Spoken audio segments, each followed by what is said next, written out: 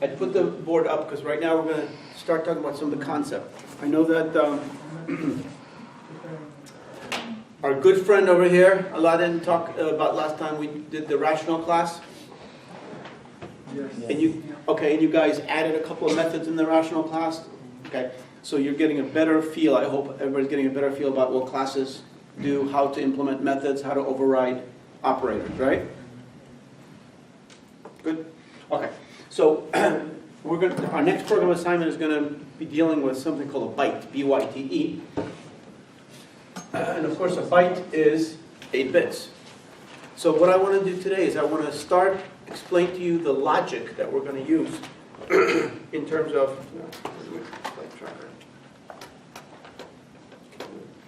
the logic that we're going to use for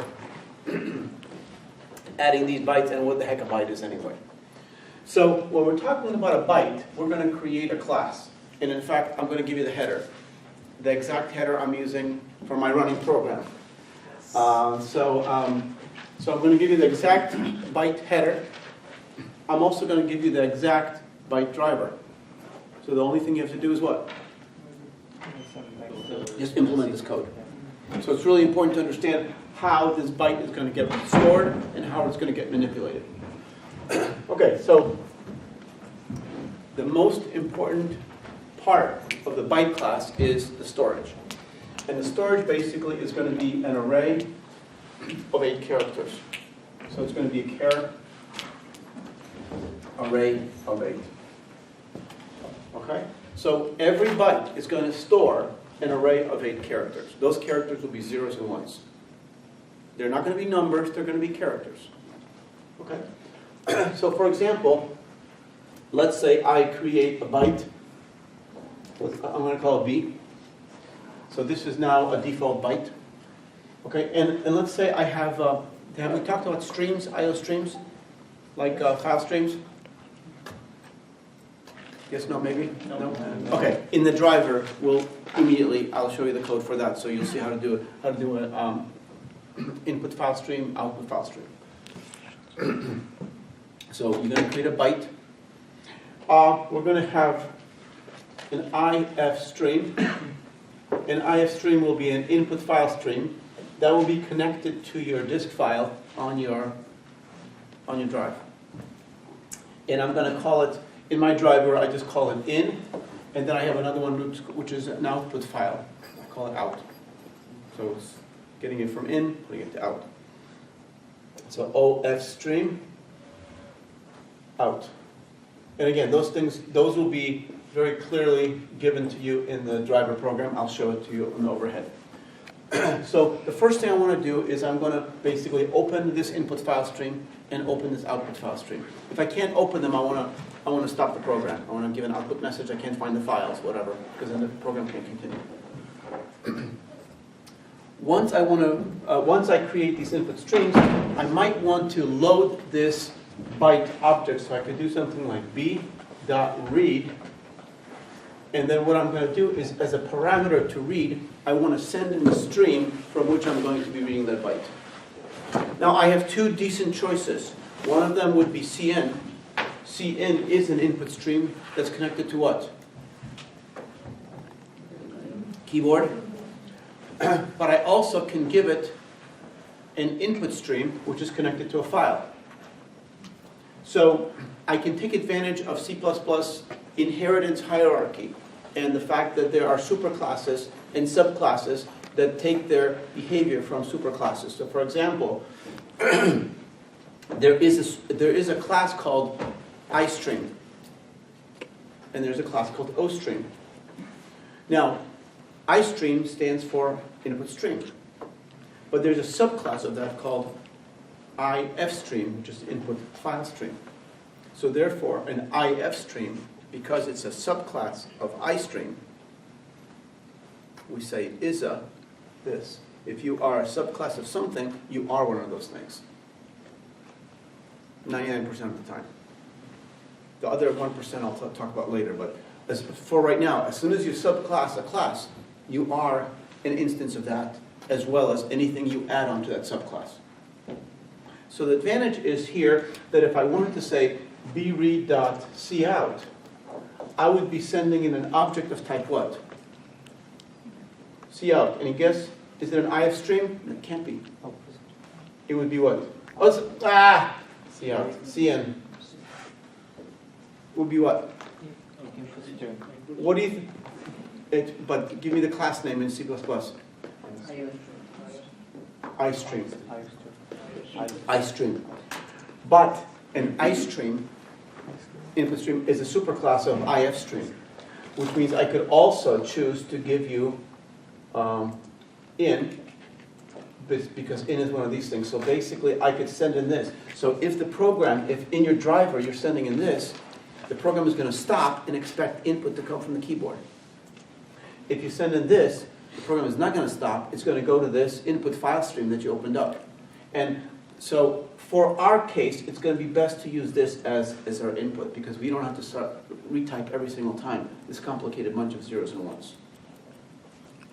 Okay, so let's erase that and just assume that we're going to be going with the option of doing the input file stream. So I'm going to go like this. As soon as that happens, now this method, the job of this method is going to go to this disk file, and it's going to have a sequence of 8 zeros and ones. They're characters, they're text files. Then there's going to be, what do you call this thing? It's not a B, it's a blank, blank, blank, blank, blank. Space, space, blank, yeah. And then 1, 2, 3, 4, 5, 6, 7, 8. So you're going to have 8 characters, zeros and ones, a space, 8 characters, zeros and ones. Then you're going to have a line feed. Then you're going to have another pattern of 8. So it can be anything, 2, 3, 4, 5, 6, 7, 8, blank. 1, 2, 3, 4, 5, 6, 7, 8, etc. It's going to go like this, okay? Now, the job of the read method is going to get access to the stream and then do a read into this byte array. So you're going to basically loop. Every time you do I'll show you this right here. If I do a cin into, let's say we have an int called k. If I say cin into k, what's that do? It's going to read k from the keyboard. If I have, for example, if I have this one open, it's going to try to read this one from the file. However, in C++, you can also do this. If cin into k.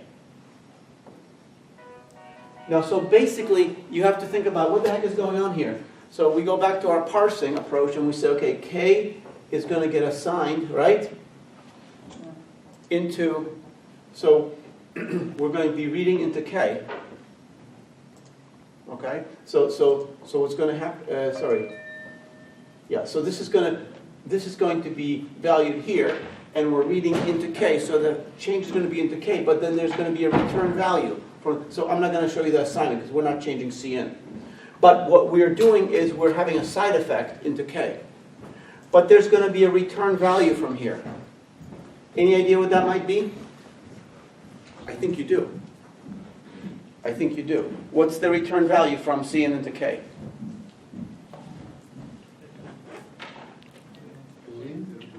All of you should have an idea because we talked about it.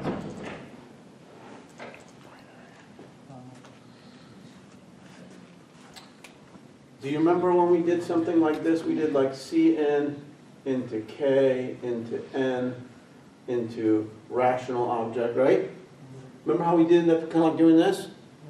And then we parsed it like this, we parsed it like this, we parsed it like this. Did we talk about this? Am I dreaming? Okay, so what is this object? What type? iStream. What is this object type? Int, let's say int. Let's say int rational. So if this is an int, this is an iStream. So now, in order for me to be able to, you understand, I'm reading from here into k, but then I'm reading again from the same input stream into n. So therefore, the return value here has to be what type? iStream. iStream. So there, and that's why we were taking parameters of streams by reference and returning them by reference. So here, you understand what we have here. This is really an overloaded operator for which class? For the iStream class. Okay, and it's taking, and this is the host. And this is the input operator, and this is the parameter. And the return value, so now it tries to read from that stream and store it into the L value of K, and then it returns a reference back to itself so that I can chain it into the next input. Okay? So, with that question in mind, what is the return type from here? So everybody should say, and you are all wrong. I know, it sucks. But the reason you're wrong is not because you're wrong, but because you are almost right. Yes, the return type here is an iStream. And so you would think naturally, when I give you the same thing, it's going to be an iStream. But it's not. And the reason it's not because it's really not iStream. It's because I'm trying to use this input operator as a conditional Boolean return. C++ realizes that you're using the return value of an iStream in a conditional. So what C++ does is, and we're going to learn how to do it, it casts the return value of this as a true or a false, depending upon whether or not there was an error reading into, from this stream into that K. Okay? So, keeping in mind, this operator, every time you do a conversion into an int, or into a char, or into anything, there's always a return value, true, false, if you take advantage of it. So the idea is, why am I talking about it? Because B, which is the byte object, is going to read in, and read will return a true or false, based upon whether it successfully did character. So if it did 8 character reads from the stream, it's going to return a true. Which, by the way, could be an int, or it could be a BOOL, lowercase boolean. If you want to have bool, you can return true or false. If you want to write int, you can return 1 or 0. What's 0 mean? What's 1 mean? True. What's 2 mean? True. Okay. What's -5 mean? True. Anything non-zero is true. Okay, keep that in mind. So the bottom line is you are going to, and you'll see how I use it in the program. The program is going to basically keep looping by reading this. So if you have 2 objects, let's say B1 and then B2, now there are 2 default bytes. I'm going to have B1 read, and I'm going to have B2 read from the same stream.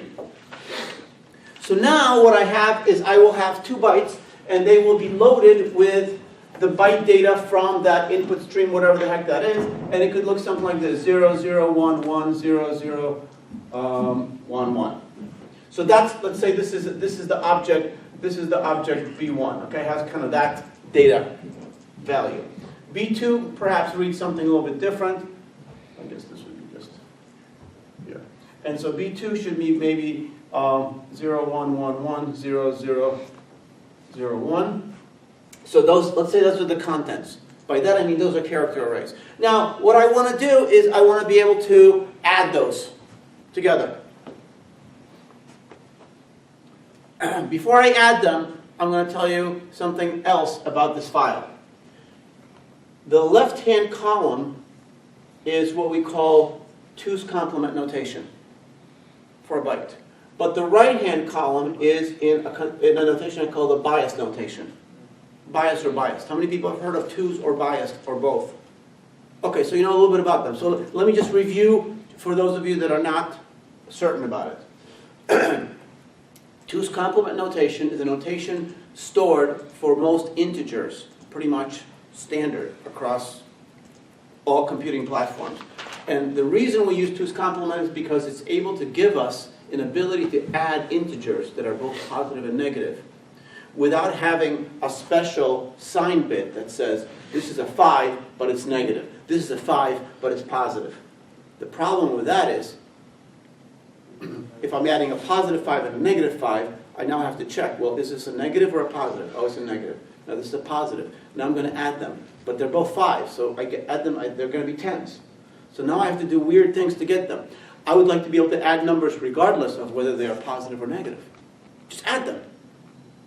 Always, just like that. So how am I going to do that? Well, the way to do it is, so let's say we have 0, 1, 1, 1, 0, 0, 1, 1. So let's say this is, and I'm going to stick with 2's complement notation. So 2's complement notation basically means that the value of this number is going to be evaluated by using each placeholder. So this, since this is base 2, this is representing 2 to the 0, also known as 1. This is representing 2 to the 1, which is a 2, 4, right? 8, 16, 32, and then 64. So basically the value of this number is going to be the value of all the 1s times the placeholder value. So for example, in this case, we have a 64, a 32, and a 16. That gives us 96, 102, 112 between these three numbers. And then these numbers, we have a 1 and a 2. That's going to give me 3 between these numbers. So really it's a total of 115. Okay? Now, let's say, so I have 115. Let's say I want to add it to this number. Actually, it's a different, I made up a different, no, it's this number, right? No, it's not. Almost, I'm going to change it. How about that? Now it's all of a sudden it's magically become 115. Now, this number, I'm going to change it. I'm going to add a 1 in what we call the high bit, low bit, high bit. So I'm going to put a 1 in there. Now, why am I putting a 1 in there? In 2's complement notation, if the high bit of a number is a 1, that number is negative. So I don't know what the value of this number is, but it's negative. I do know that the sign of this number is positive. So if a number is negative, before you evaluate its magnitude, because you know it's negative, before you can evaluate what is the magnitude of this number, the absolute value of this number, you have to 2's complement it. So to decode the value of this number, you would say, okay, in order to find the 2's complement of this number, you will do two things. Switch all the zeros to 1s, 1s to zeros, add 1. So you're going to get 2 steps. So you're going to go 0, 1, 0, 0, 1, 1, 0, 0. And you're going to add a 1 in the low bit. It's going to give you 1, 0, 1, 1, 0, 0, 1, 0. So now, this number is the magnitude of the negative number. What is this number? Well, let's see. I have 1, 2, 4. I have a 4. I have an 8, 16, 32, 64. So I have 64 plus 8, 72, 76, 77. So this number is 77, but that's the magnitude. Therefore, this number is really minus 77. Okay? Now, so let's say I wanted to add these two numbers. Should I be concerned that one is negative, one is positive? The answer is, if you're using 2's complement, you don't. So for example, so let's say you have the first number, which is 1, 0, 1, 1, 0, 0, 1, 1. That's our negative 77. Okay? And then we're going to add it to this positive 115, which is going to be 0, 1, 1, 1, 0, 0, 1, 1. Now we're going to add this number together. And we're going to add it using logical addition. Notice, keep in mind that when you're adding these numbers, you're going to do something like this. You're going to have something like this. We're going to create another object, let's say B3, and you're going to say B3 is equal to B1 plus B2. Get it? This will be the overloaded operator for the byte class. This will be the parameter. This will be the... Okay, now, if you pass it by value, you're going to copy construct it. I suggest that you don't want to change B2, pass B2 as a const reference. Why a reference? Super fast. It doesn't make a copy of the object. It just gives you an address. Why by const? Don't change it. Because by adding v1 to v2, you don't want to side effect v2. So pass it by const reference. This is the host. What type are you going to return? You're going to return a byte. By value or by reference? Value. I think you're going to return by value. Because you already have an object. You just want to copy what you come up with into here. So remember, copy constructor, you're also going to possibly overload what? Assign an operator, just like you did for rational. Okay. So when you are doing this, what are you actually doing? Well, what you're actually doing is you're creating a third object. We're going to call it temporary object inside this method, right? Inside this overloaded operator. And what you're going to do, you're going to create a temporary byte. So going to be byte. To save myself some room, I'm just going to put t. And let's say the property, let's say this storage is referred to as, I don't know what I called it you'll see in a minute. Let's say it's called bytes. Bits, not bytes, because it's only bits. So bits sub 0, 1, 2, like that, right? So now, what you need to do is you need to start looking at the host bits sub probably 7, because it's probably going to go tick, tick, tick, tick, tick, tick, tick, tick, tick, 0, 1, 2, 3, 4, 5, 6, 7. So you're going to go to byte size -1 or 7 down to 0. And here's what you're going to do.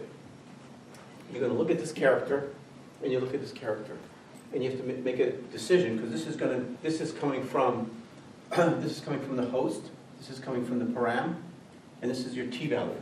So you're setting these array values in the temporary byte from the values here.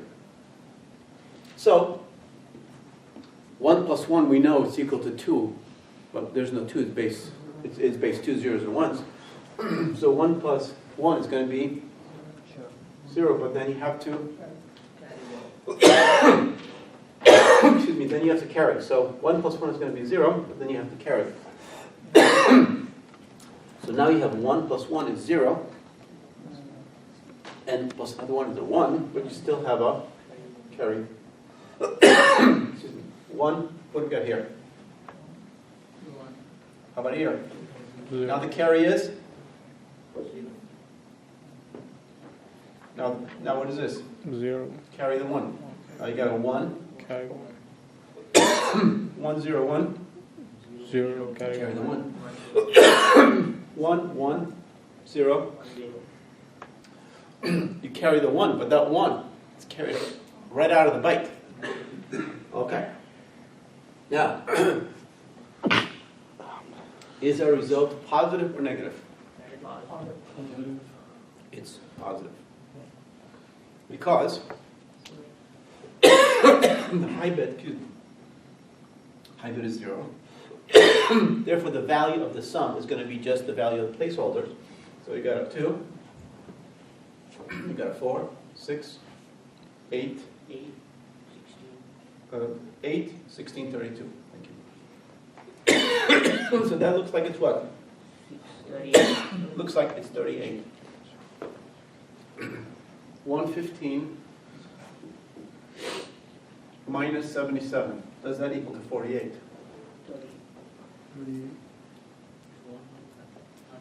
Oh, it's 115, right? Right here, 115. Is that right or not? 38. Why is 38? Oh, third. It is 38, right? Oh my gosh, okay. Does it equal to 38? Yeah, okay. So we added a negative number to a positive number, and we got a correct result. I don't think anybody has a problem with adding a positive to a positive and also getting the right result, right? For example, let's just do a simple one. This one. So this number is 1, 2, 6. This is 19. And we want to add it to another positive. So let's add it to this value. So this is 1, 2, 4, 8, 16. This is 32. This is 31 minus 2. It's 30. You see how I'm doing it? Okay, kind of what we talked about before.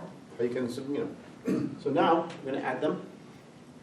1 plus 1, 0, and I carry. 0, and I carry. 0, and I carry. 0 again, and I carry. 1, and I carry. 1, 0, 0.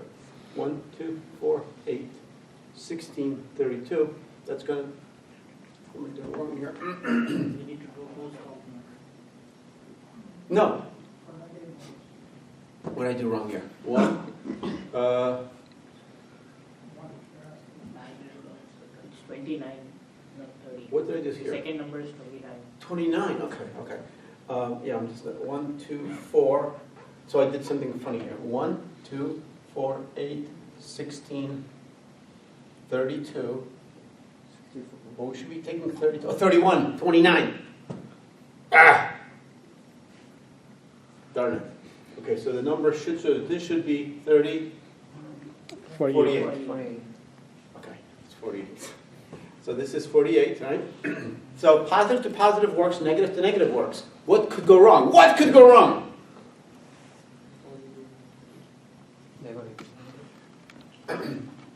Negative to negative? Let's see. Let's do this craziness. Let's do craziness. We're going to add it to... Okay, so now, so that can't be good, right? It's negative to negative. Disaster is going to be looming. So, so what's going to happen here? It's negative plus a negative. So 1 plus 1, 0, and I carry. 1, and I carry. 1, and I carry. 1, and I carry. 1, 1, 1, 1. Do I have enough? Yeah, I have enough, right? So the question is, what the heck did I just do? What did I just add? Well, first of all, what is this number? It's all ones. Well, it's negative. But what's the number? Well, in order to find out the magnitude of this number, you have to twos complement it. Zeros to ones, ones to zeros. All zeros, add 1. This is negative 1. This is also negative 1. What's negative 1 plus negative 1? Last time I checked. So now the question is this negative 2? I don't know. So in order to do that, I have to go 1, 2, 3, 4, 5, 6, 7, 8. Add 1. The magnitude is?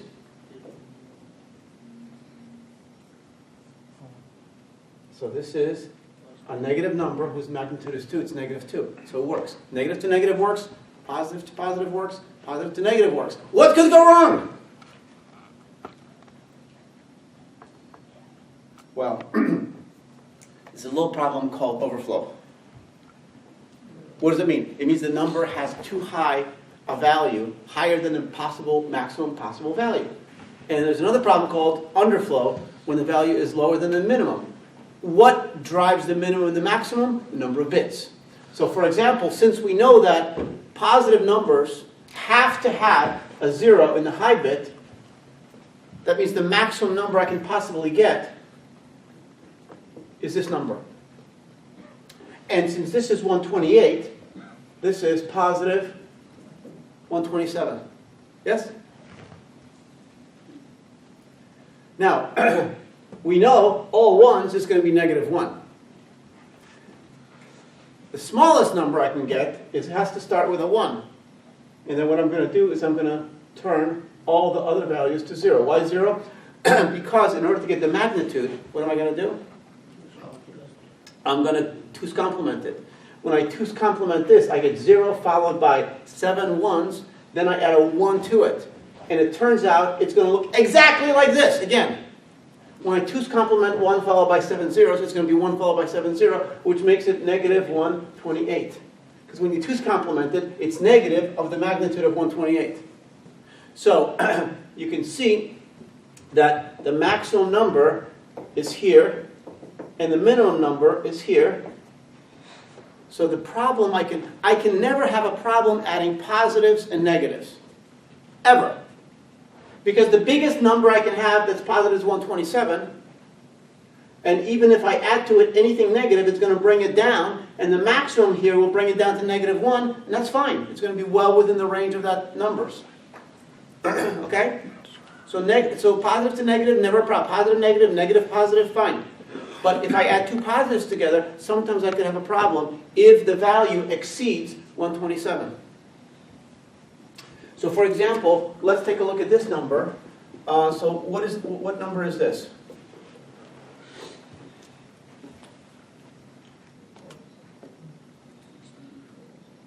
One. 64, right?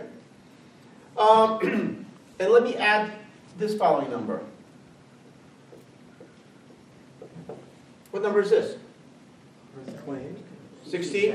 67. Try to keep it simple. So this is 64 plus 67. If you add those together, logically you're going to get 131, right? But you can't get 131. Because if you got 131, you'd have a high bit of 1. So, which is what you're going to get. So we add them logically. Carry, what's the carry initially? 0. Carry is always 0 initially until we get a carry out of somewhere. So it's going to be 0, 0, 1. It's going to be 1, 1, 0, 0, 0, 0. 1 plus 1 is 0. Carry the 1, 1. What's the sign of this number? Positive. What's the sign of this number? Positive. Can two positives ever make a negative? What do we call this? Overflow. Guess what happens when you add two negative numbers that go below the minimum negative number? You get underflow. Okay? Let's take a look at how, I'm going to actually look at I wish I had space here, and then I don't, but let's see if I can. What I want to show you is I want to show you a little bit of the class, the actual class you're going to be working with. It's such a wonderful little class. Let's see. Okay, let's see how I did it here. Yeah, so what I have is okay,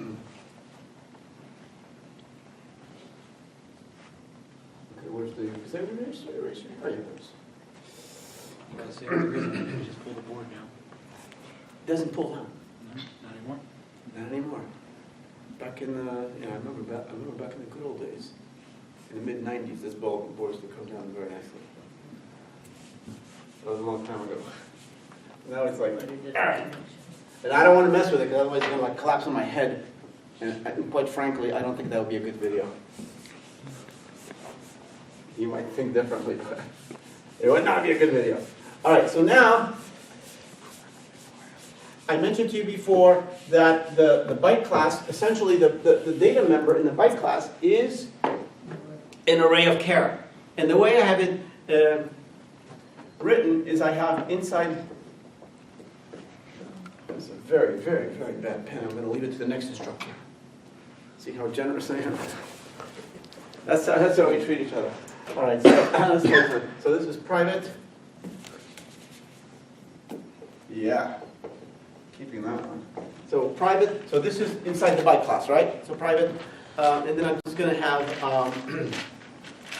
char, byte, and you can just put 8, or you can put some kind of a constant from the class that says byte size, or that's what I have in there, 8.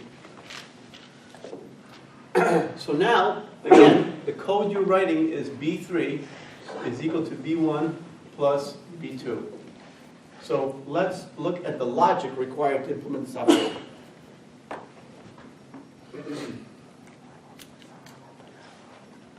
When you're adding 2 bytes, you're adding them a bit at a time, and you're always having a carry, as well as the current bit from the first byte and the current bit from the second byte. So you always have 3 things to consider. Okay? So we're going to do a loop. I'm not going to give you the exact code, but I'm going to give you the exact pseudocode. So the logic is going to be there. It's just not going to be straight C++. So don't expect to type it in exactly and say, oh, it works now. So you're going to have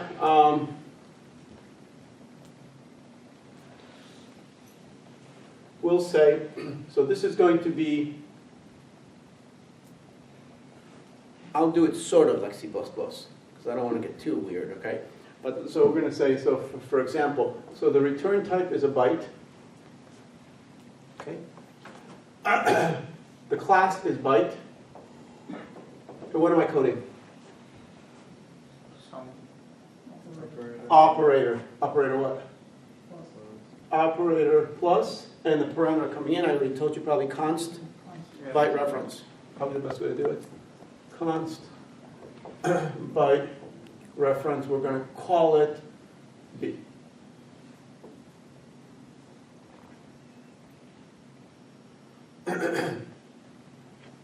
We're going to make an assumption that this byte is valid and this byte is valid, that we can do this, that they have proper zeros and ones in there. Okay, so that's fine. So now what we're going to do is we're going to need a loop. We're going to need a temporary. So we're going to have something like byte t. Now, byte is the name of the array. So there are 3 byte properties. There's the t byte, there's the host byte, and there's the b byte. Make sense? Okay, so now we're going to loop. I wish I could pull the board down, but it really does not pull down. It's very, very weird. Okay, so what we're going to do is we are going to loop. So now I'm going to come out of the code. I'm going to just look at this loop iteration. So basically what we're going to have is we're going to be looking at 3 things. So we're going to have I is going to go equal to 7 down to 0. Does that make sense? Because we're going to be because as we read this from the file, the high byte is going to go into position 0, but really position 0 logically is the low byte. So that's not a problem. So we're just going to be adding, starting at 7, going down to 0. Now, we're going to have carry, I'm just going to call it C, is equal to 0. But also, it's possible that C, or carry, will equal to 1. So if, else. So initially, as we start off, we're going to say carry is equal to the character 0. Remember, we're dealing with them as characters. We're not actually adding anything. We're going to do logical addition. So carry starts off at 0. Now I'm going to do 7 iterations. So this is 8 iterations. 8 times around. I is going to start at 7, go down to 0. Okay. So now what I'm going to do is I'm going to check. Let's see how this is going. How this could look. So basically, we have a carry. We have a carry value, and then we're going to have. I'm just going to say here byte 1 and byte 2, and then we're going to have a what? Result. So carry in byte 1, byte 2, and then a result. So the carry could be 0, and the carry could be 0. How many states can B1, B2 be in? 1 to 0. 4. You could have 0, 0, 0, 1, 1, 0, 1, 1. So that means we're going to have, and all of those could occur with a carry in of 0.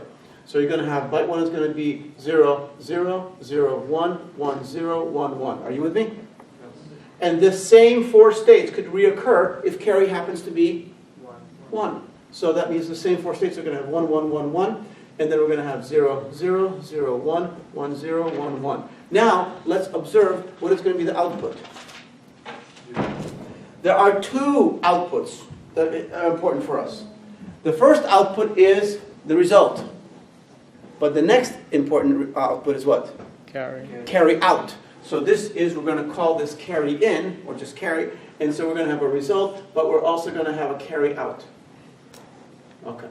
So now, what is the result of this first row? 0. And what happens to carry? 0. Stays at 0.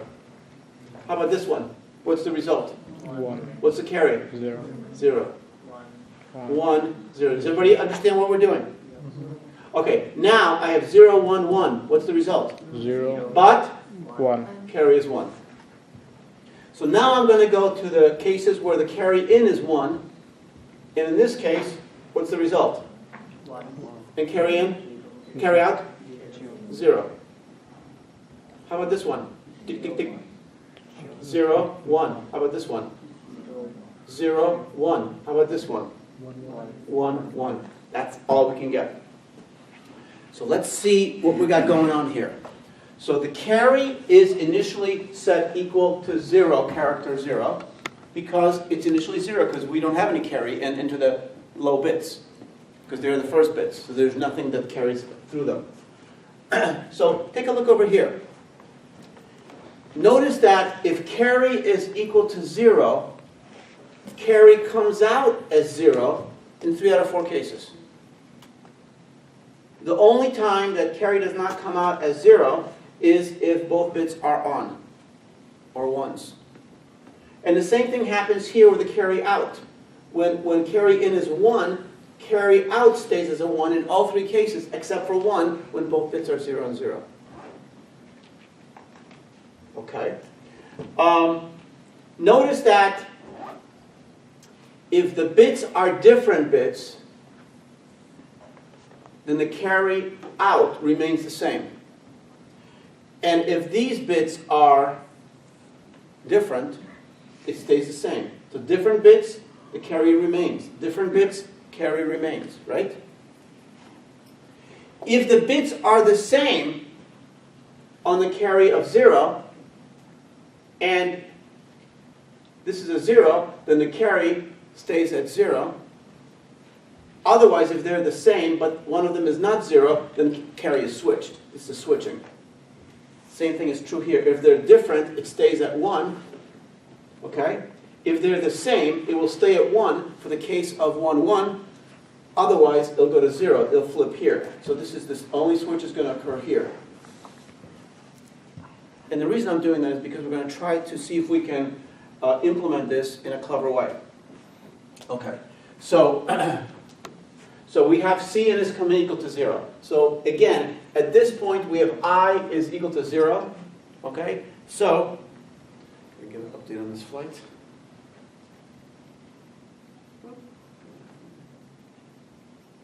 I got about 20 minutes. I can do it.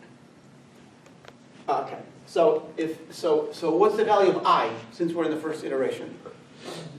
Value of I is 7. Okay. So if C is equal to 0, that means we are initially in this case. So we're going to say if, and now we're going to use byte.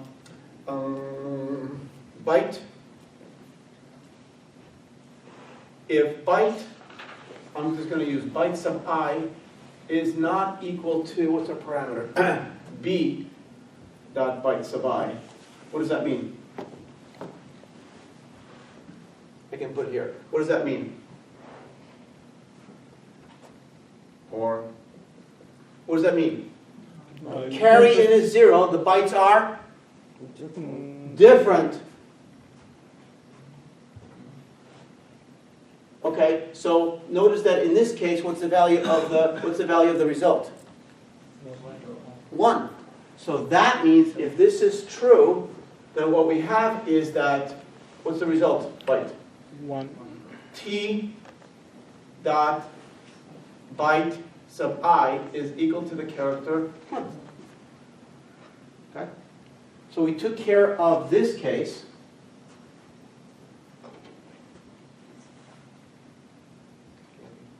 Now we have to take care, now we know that if we're in the else, that the 2 bytes are what?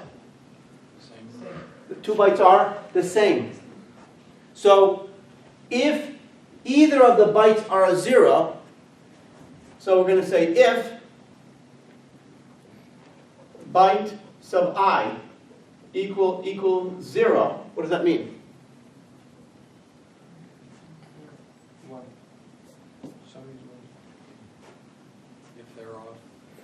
That means they're both 0, which means carry out is 0, and the result is 0. So let's do this one. If byte I is equal to 1, that means they're both 1s. What happens here? That means the result is 0 and carry out is 1. So actually what we can do, we can actually say else T dot byte sub I is equal to 0. Because in both cases where they're the same, they're going to go to 0. Yes? The only thing we have to do is we have to switch the carry out in case the byte is a 1. So we're going to say if byte, and I'm using the host, sub I equal, what?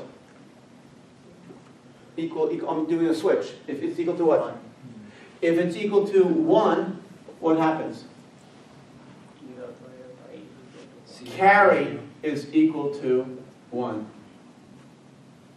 That's the whole logic here. That's the logic of carry in equal to 0.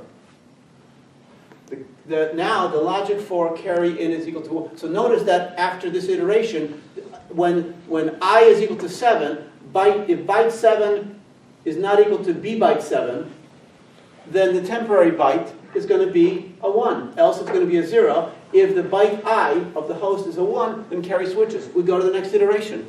Notice that then for the next iteration, carry has been switched. So, and this is the loop, right? This is our loop. So now, carry is not going to be, notice you don't need an index for the carry because there's only one carry at a time. You don't need to keep track of all the carries. So therefore, on the next iteration, if you happen to hit this condition as true, for the second iteration when I goes to 6, you will go to the else. By the way, the else, we don't need to test the condition because C is equal to 0, else it's not. So this is the beginning. So else. Now we're going to do the same thing. If the bits are different, what happens? So else is going to be here. So here, else, we're going to say the same thing if the host byte sub I is not equal to b byte sub I, then what happens? If they're different, then the result is what? 0.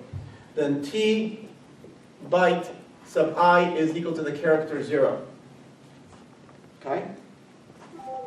Else means what? T byte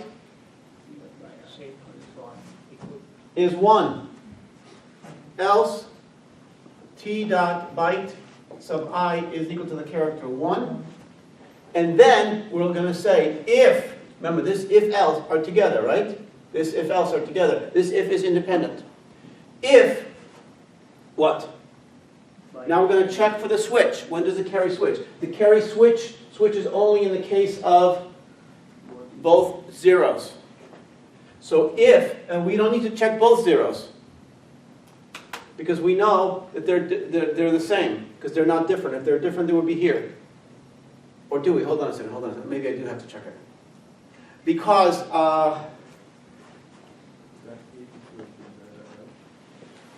what I could do is I could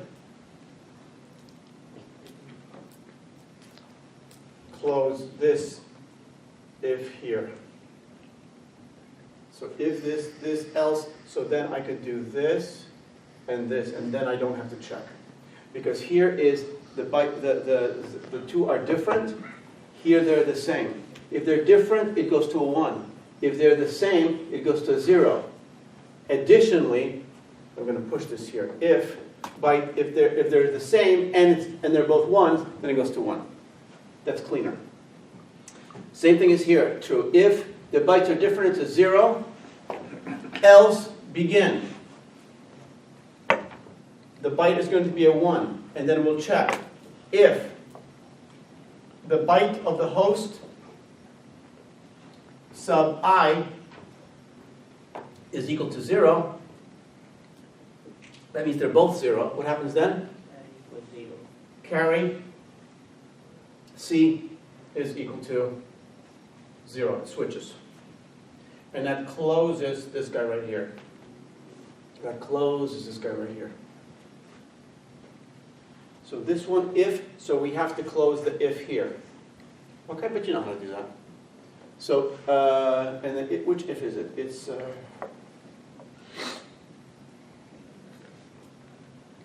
yep, that closes that.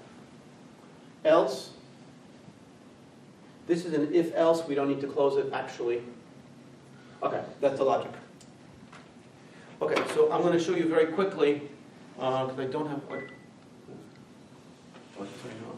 So I'll show you the header, and I'll show you very quickly.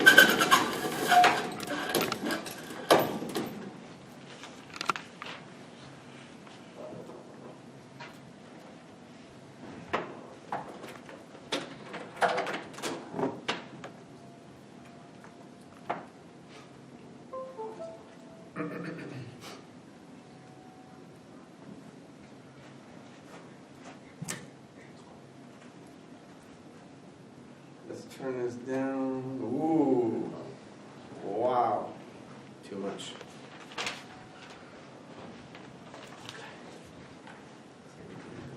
Here.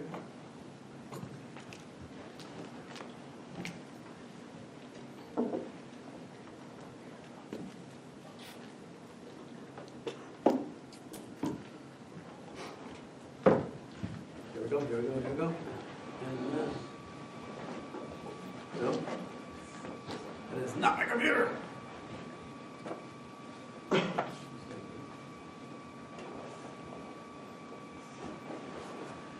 weird.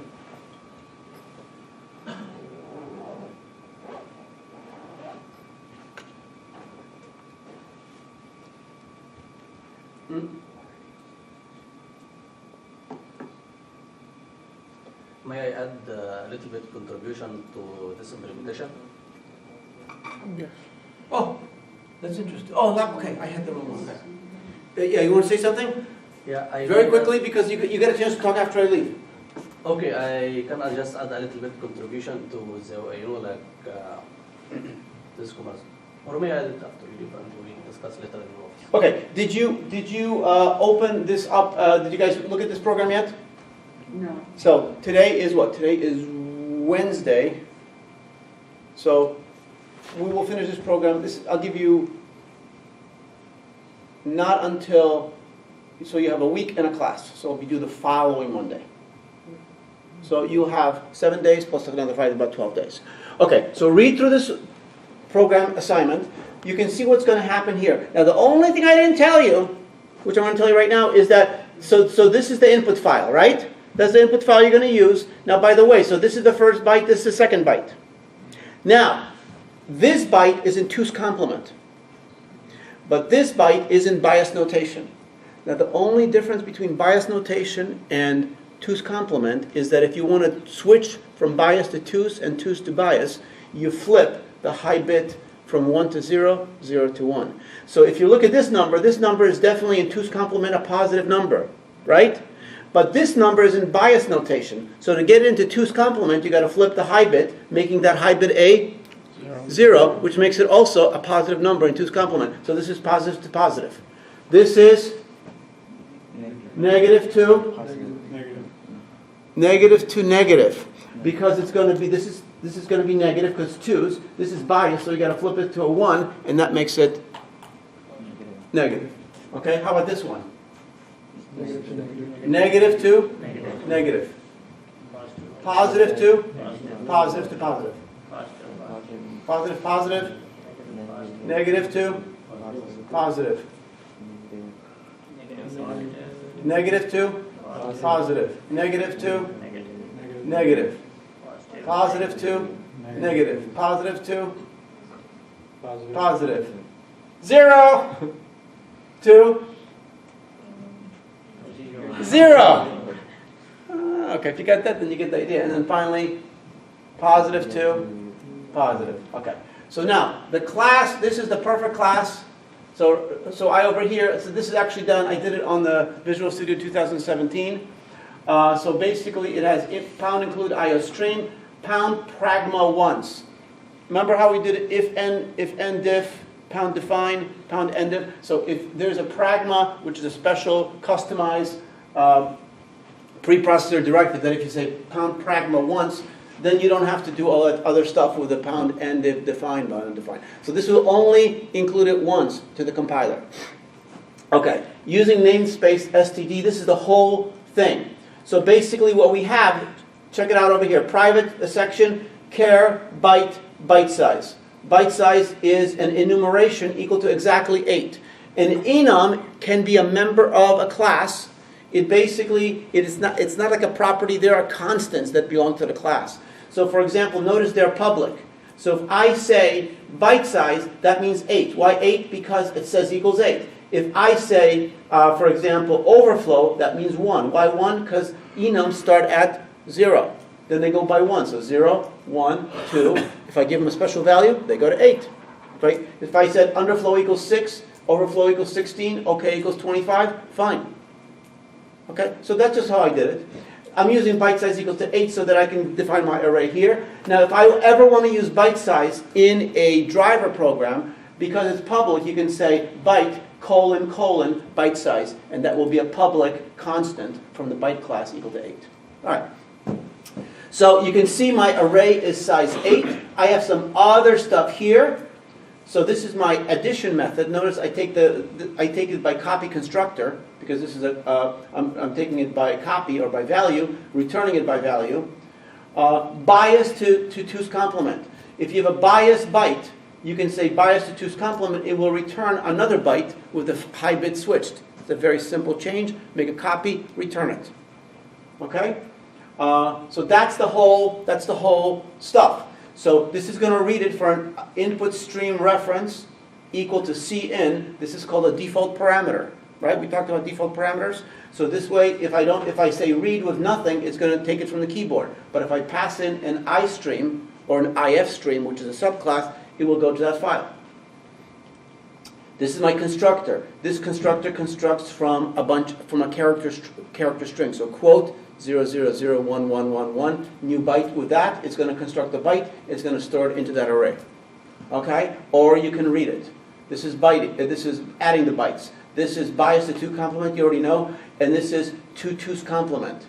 Apply 2's complement conversion for magnitude evaluation. So if I get a byte, and I know this byte is from the second column, so it's biased. First I'm going to go bias to 2's complement. Okay? And then I'm going to evaluate it. So if it's negative, I might want to flip the bit and evaluate the magnitude multiplied by -1. If it's not a high bit of 1, I just evaluate it and I get the numerical value. Okay, toInteger returns the value of the actual byte. So for example, if I have a byte that's 1, 1, 1, 1, 1, 1, 1, 1, 1, if I do toInteger on that byte, it's going to return -1.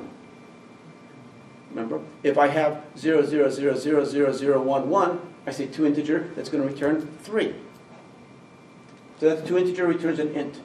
Get error message. Well, the error message could be an overflow or underflow situation. So for example, if I add 2 positives and I get a negative, that is overflow. If I add 2 negatives and I get a positive, high order bit is 0, that is underflow. So I can store that type of message in the machine. Okay, so now I'm going to show you the driver program. This is exactly the driver program I'm using from Visual Studio. So this is my byte header. This is IOStream. This is FStream for file streaming. So you're going to see how it's being done. These externs, you can ignore them for now. I don't think I'm using them. And here is my main program. I think my main program should return int. I think Visual Studio wants to return an int, but for some reason I have it here under this. I think it's the exact program. I'm pretty sure it is.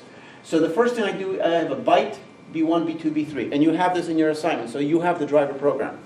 So you have 3 byte objects by default. Here's how we create a stream, or a file stream specifically. So first of all, you have IFStream. You give it a name for the object. You give it the name of the disk file. And then you give it, this is an enumeration from the iOS class, which is a super class of all IO streams. So ios.in is an enumeration that has a value. What value is it? We don't care. As long as you create an input file stream and you say ios : in, it knows it's an input file. So we're going to create an input file stream. We're going to create an output file stream. Message, program beginning. So now I'm going to say if in.fail.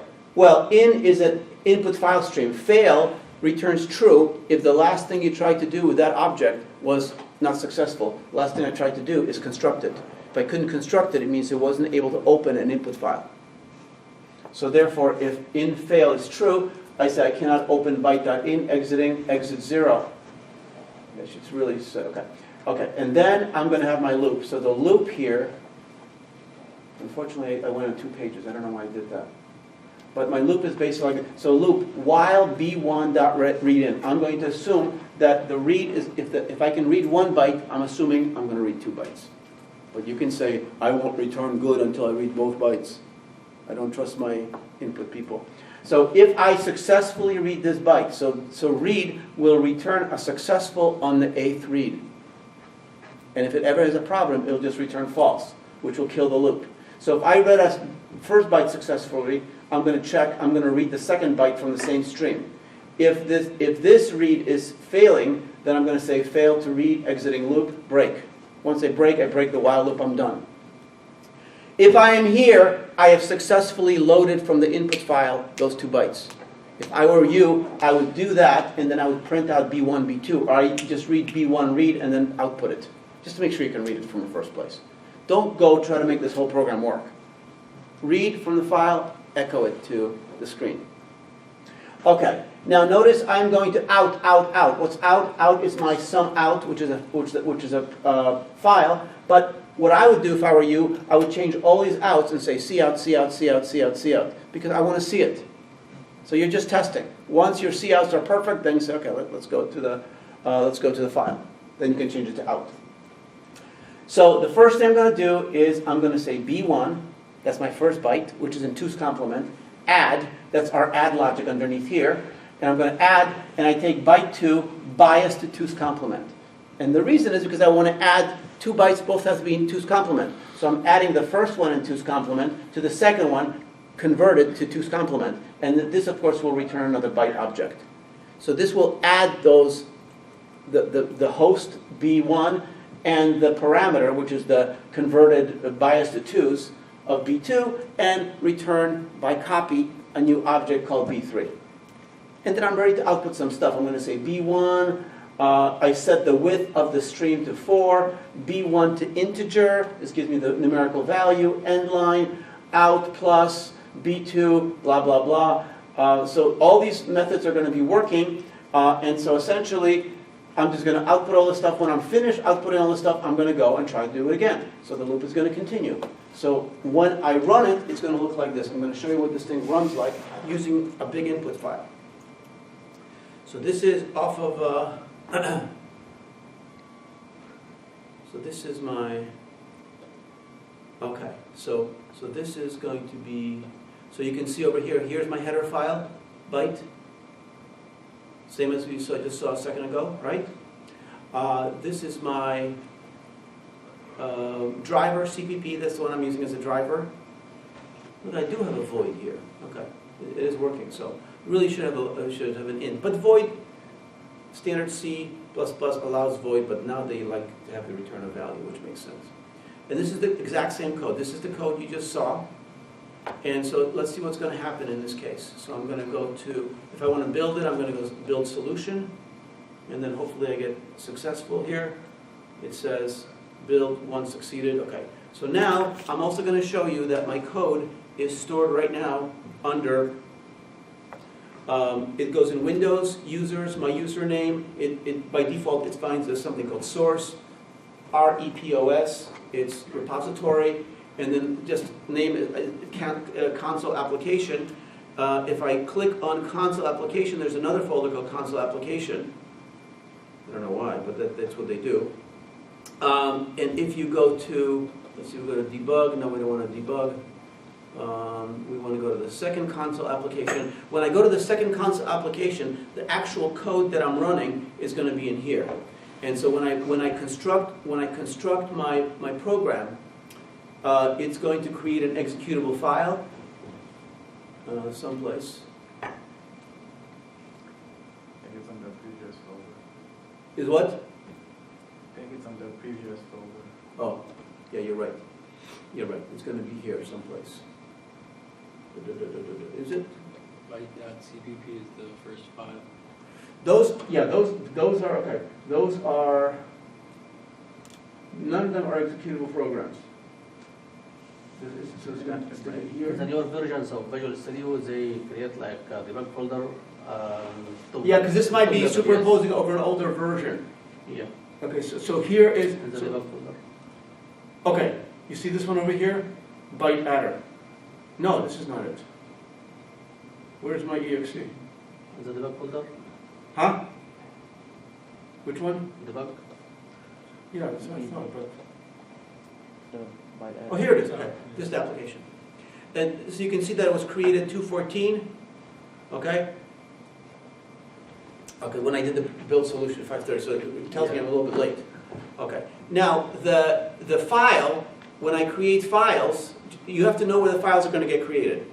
Okay, so in my case, if I go to console application, see where it says byte in? And then I have something called sum, which is sum.out. This is the output file. I'm going to get rid of this file. I'm going to delete this file because this file was created by my program.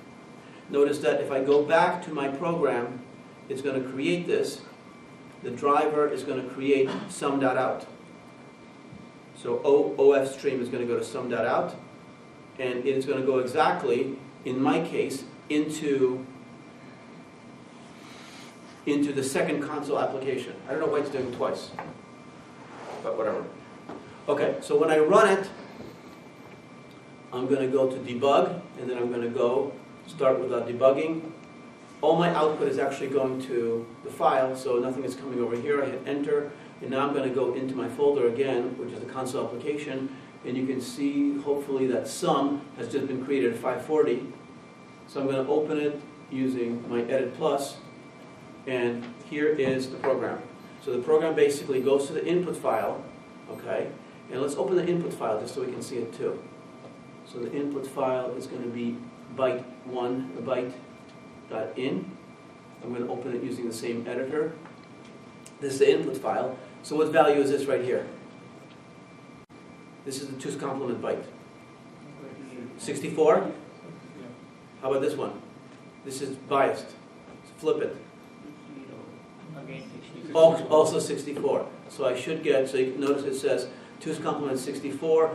This is in bias notation 64. Sum is 128. So notice that the sum is 128 because I know how to add 64 and 64, but look what it says over here. Overflow. Why? Because I noticed that the high bit of the temporary was what?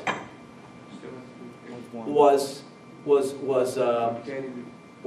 a 1, but the two numbers I was adding were positive, so I set a message into that one that says there's an error here, and the error could be overflow, underflow. So when it's time to report it, that it's an error, I report it. Okay, next one, notice I'm adding what? This is what, 127? And what number is this? This is negative 128 because it's biased. So flip it, put a 1 here. When you put a 1 here, it's 1 followed by all zeros. 2's complemented, you get 1 followed by all zeros. So it's negative 128. So when you combine them, you have negative 1. Get the idea? So that's what your output is going to look like. That's it. Easy. All right. You're going to talk a little bit. You're going to answer some questions? Okay. If you have any questions, because they might have some questions, I do need to take off. Okay. This is, if you want to log into Canvas, this is already uploaded to Canvas under a PDF. Okay. So you will see, when you log into to Canvas, you will see, so this is the program assignment that describes what we're doing. This is a sample output. Okay, this is the input file, so you can just kind of take that file and reproduce this file. Okay, and then this is the exact byte class that I have, and then this is the exact driver that I have. So all you have to do is just define the operations, and all the operations do is manipulate this state of the byte array. Okay, and what I would do, define a little bit of the class and do a tiny driver, test it. Can I do this? Can I do this? Okay? Bit by bit. Don't try to just don't run my driver. Don't run my driver until you're ready to run the driver. Okay? All right. Okay, go ahead. So I'm going to... So I'd like just to add like a small note about like this implementation for the conversion. Your way is a very clever way, but I may add like some contribution. Okay, go ahead. Okay.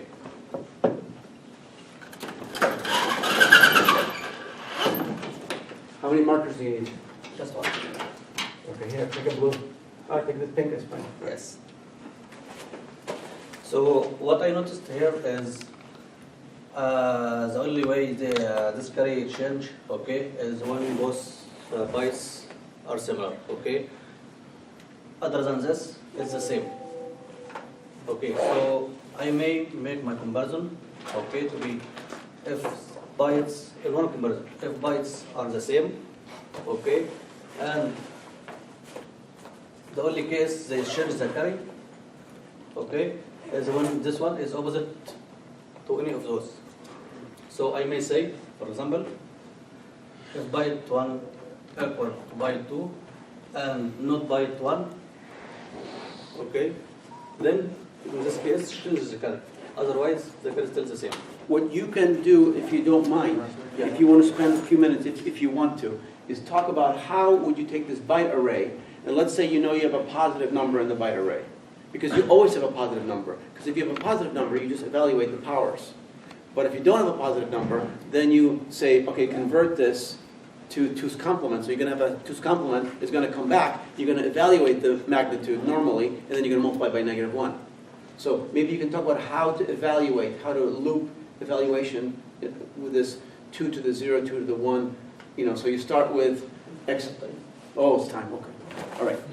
Never mind. If they want, if they have time, okay. No, because there's going to be another class coming up.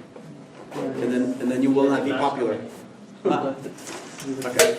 Okay. Okay. That's good enough. Okay, we'll So many ways to do it. start. Yeah, start.